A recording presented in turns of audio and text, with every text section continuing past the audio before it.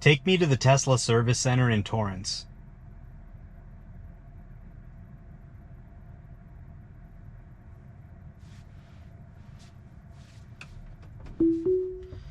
Alright, let's go.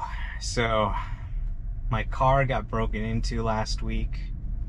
I got the window fixed, but I wanted to have the Tesla service center take a look at something. So let's go there, and naturally we'll have the car take us there.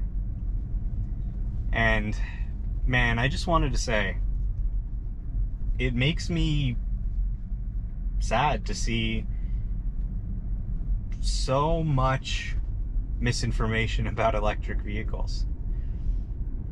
These EV technology is really past a point now where for most consumers, it's a much better choice for them.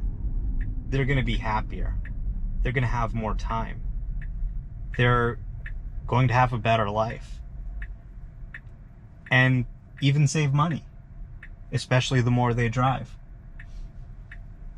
So it just makes me sad. I mean, I remember when I got my first EV back in 2018, it was a tough time for me for a lot of reasons. I, was going through a lot of transitions in my life.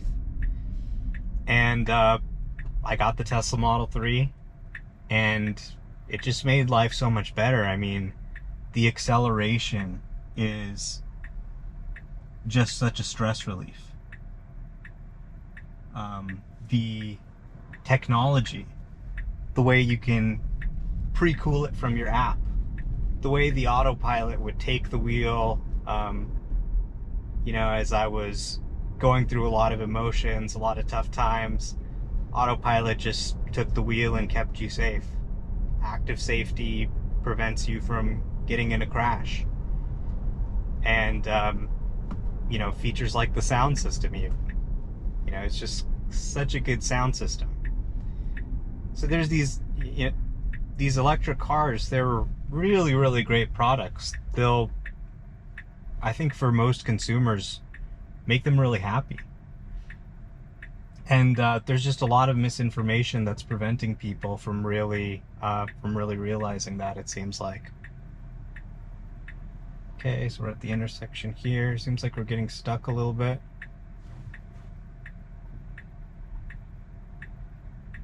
Okay. Come on.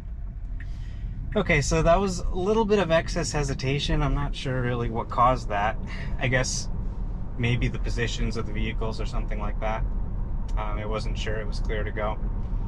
But anyway, not too big of a deal. Anyway, I was saying all this misinformation about EVs is really preventing people from realizing that there's a better product out there that's going to make their life a lot better, bring them into the 21st century. It's like going from a flip phone to a smartphone, going from a dumb car to a robot car, where I can just say, take me to the service center, and it'll take me there. And it gets softer updates all the time, it gets better and better.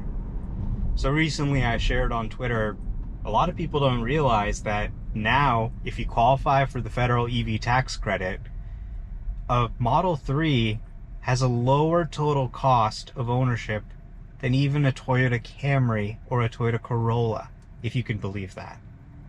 And, first of all, ICE cars have gotten a lot more expensive. People don't realize that. But, the Model 3 starts at about $40,000. Right now, you can get a federal tax credit if your income is below a certain limit. I think like $150,000 or something like that.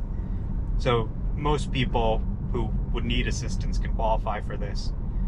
And you just get to keep $7,500 off your taxes. Your tax bill goes down by $7,500. If you've already been prepaying taxes, they'll send you a refund check when you do your taxes. And next year that actually goes to a point of sale incentive. So right off the lot, they just incorporate that tax credit in, and you just walk off the lot at a lower price. So basically you factor in that tax credit, and the price of the car goes down to $32,500.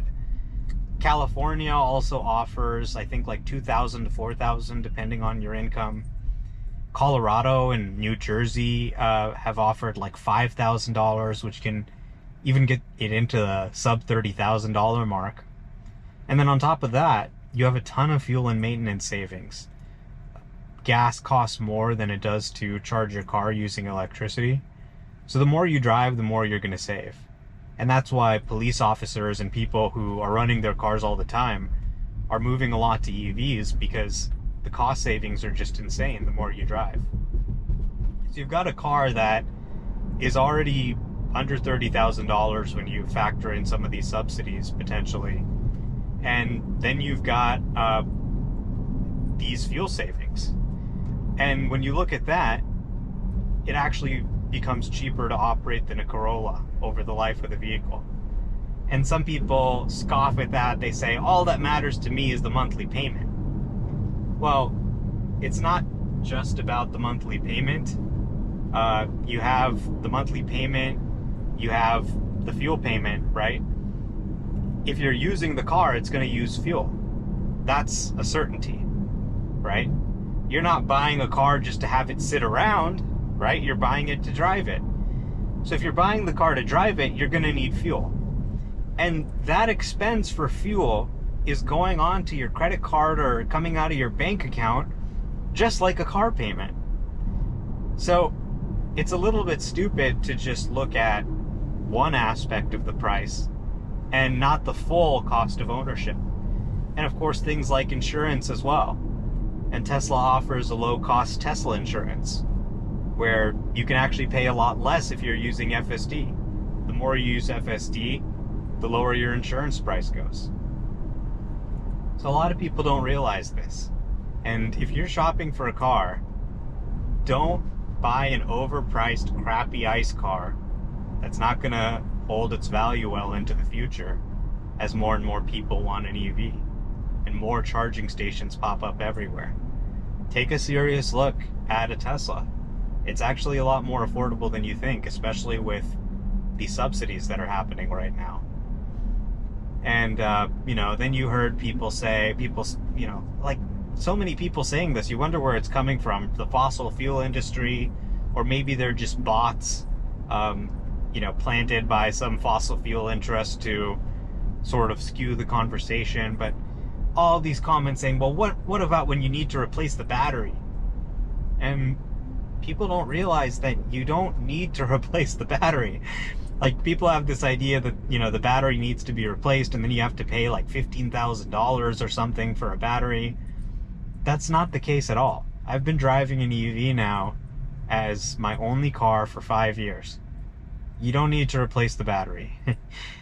As a matter of fact, the car comes with a warranty for 8 years or 120,000 miles on the battery and drivetrain. So if something did happen to my battery, this car's got about 50,000 miles on it now. The new vehicle warranty is expired for, the seats and parts of the car. But the battery and drivetrain is still under warranty for, another 70,000 miles. So any issues with the battery and drivetrain are not really my problem. And even if you get a used car from Tesla, I think they typically put a warranty on the battery and drivetrain for that as well. So for an average consumer, if you're buying new or used from Tesla, it's not even your problem. It's Tesla's problem. And that's why they make it so the batteries never need to be replaced. The car is most likely going to fall apart before the battery does. The useful lifespan of a battery on an EV like this one is 300,000 to 500,000 miles.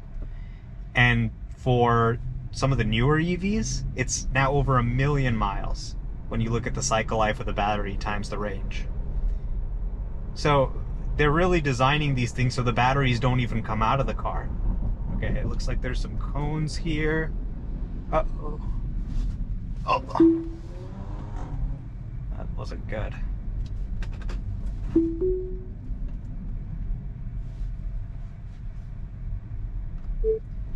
Got stuck with some cones.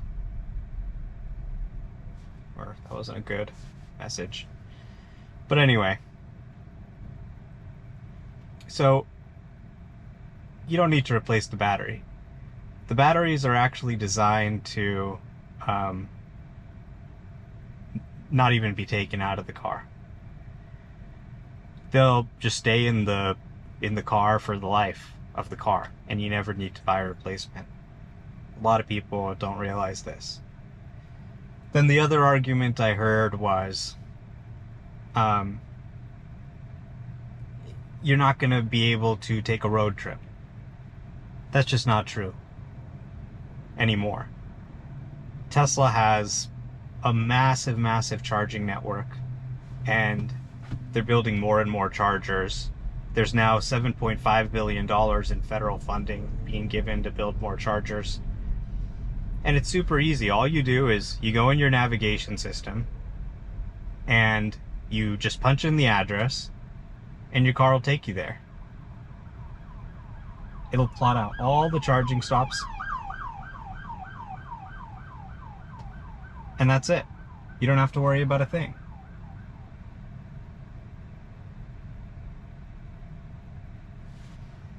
So taking a road trip is actually a better experience than in a gas car, because not only do you have,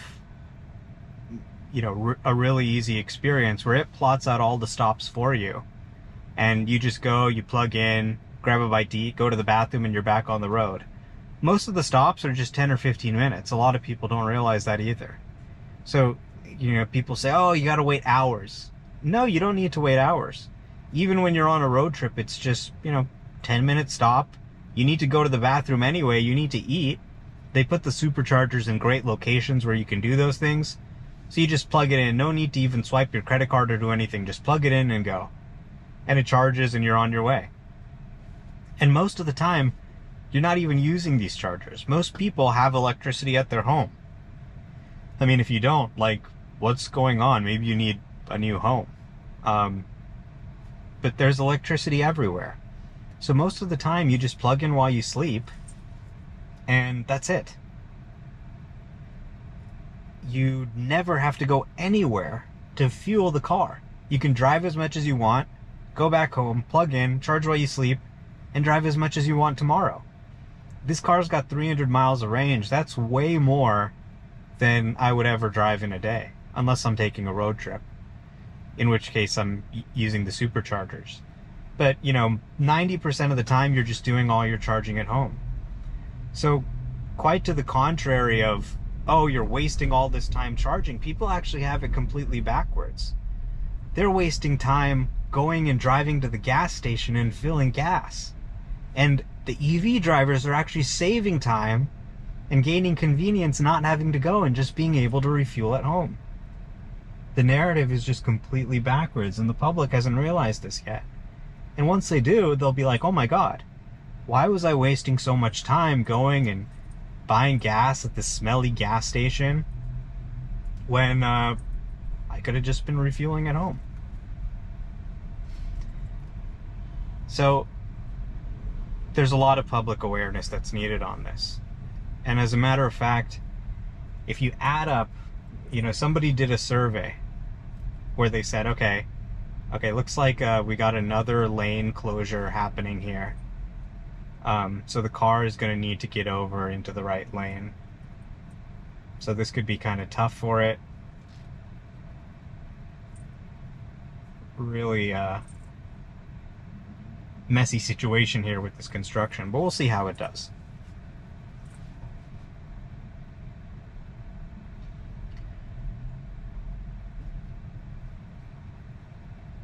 So yeah, a lot of public education's needed, but they did a study, and they said, let's look at how much time people are actually spending buying gas. And they said, well, we really need to look at not only the time that it takes to fuel at the fuel station, but also the time it takes to drive there and to get back on your route. And if you fill up gas once a week, you're basically spending about 17 hours a year fueling your car. So if you sleep for 8 hours, 16 hours is a waking day. So you're basically spending one day out of the year just filling gas. What would you do with an extra day? Okay. Oh. Okay, good. So I did better that time. It's a very messy situation. It was a car pulling out, people very frustrated. So that's good. I don't know why these lanes are closed. There doesn't seem to be any good reason. But, you know, that's reality. That's driving in the real world. So, people have it completely backwards. You don't need to buy a new battery for $15,000. That's like saying, oh, don't buy a car. A new engine costs $8,000. Have you ever needed a new engine? I mean, I'm sure some of you probably have, if there's an issue, but it's certainly not a common problem. If you buy a new car, you don't really worry about needing to buy a new engine. Typically, the warranty covers that. So, it's really not that different. And the charging story, I think, is just completely backwards. And then, of course, people don't know about this software, this AI. Look at how it's able to drive the car, take me to my destination. Just, I ask it where to take me, and it takes me there. Granted, we had one takeover there that wasn't really a good handling of that situation. There was a Porsche trying to get by me really fast while it needed to go around the cones. But it's getting better all the time. We've got another version, 11.4.7, that is going to be coming out, and it should be coming out this weekend. And we've got V12 coming out, which is a re-architecture that's going to be dramatically better. So the car has an understanding of what is happening in the world around it. Look at this. It knows, just by looking at what's happening around me with cameras, what's going on. Are there cars? Are there people? Are there cyclists? You saw how it kind of slowed down a little bit when it saw that pedestrian on the road to our right doing some type of construction. So this is going to be really crucial. It's going to be the #1 feature that people look at in a car within a year, I believe. Because even if you say, hey, I would never use this type of driving software where a computer's driving for me, you're going to want it. You're going to want to have it running in the background while you're driving, for sure. Because it can act as a second set of eyes. It can see things that you miss, and it can prevent a crash. It could potentially save your life. So even if you want to drive manually, having AI that can understand what's happening around your car, that can be a second set of eyes and prevent a crash, this is something that everybody's going to want. And this is part of the reason why I think licensing is going to be so huge for Tesla. And this comes free on every Tesla. Even if you buy the cheapest one, that $40,000 car, it's fully loaded. It's got everything. It's got the touchscreen, the same interior. It's got all the hardware you need for full self-driving included, even in that cheapest Tesla. And you can actually activate it any time. You can actually pay them $200, $199, and boom, the software is just activated. You can get a free trial. If you refer someone, you can get 3 free months. And you can use this same self-driving you're seeing even on the cheapest Tesla. No other automaker is doing that yet, where every single one of their cars has the hardware needed to run these cutting-edge AI systems. And let me tell you, within a few years, driving a car that doesn't have this type of AI built into it is going to be looked at like driving a car without seatbelts or airbags. I really believe that. Because why would you put your family or yourself in a situation where you're in a car that it's quite likely you could crash and get seriously hurt or die, when there are cars on the market that don't do that, right? That make it significantly less likely for a crash to happen, just based on the fact that they have this AI that's constantly updating, constantly improving, that's keeping you safe even when you're not paying attention, even if you become incapacitated, you fall asleep, you have a medical emergency, and the AI is there. So this is going to be the most important thing people look at, I think. Not only the safety aspect, but the convenience aspect. It would be like using one of those exploding Samsung Galaxy phones when, you know, there's an iPhone available that doesn't explode, right? Why would anyone buy the exploding phone? That is exactly what it's like with cars that don't have this kind of AI. Why would anyone buy the cars that don't have this capability? Okay, it's looking like it's clear. I'm disappointed it didn't go. I think because this car is trying to turn left, it wasn't able to go. Or it didn't feel confident that it had space. Okay. Perfect. We had to wait until the light turned yellow, but it made it.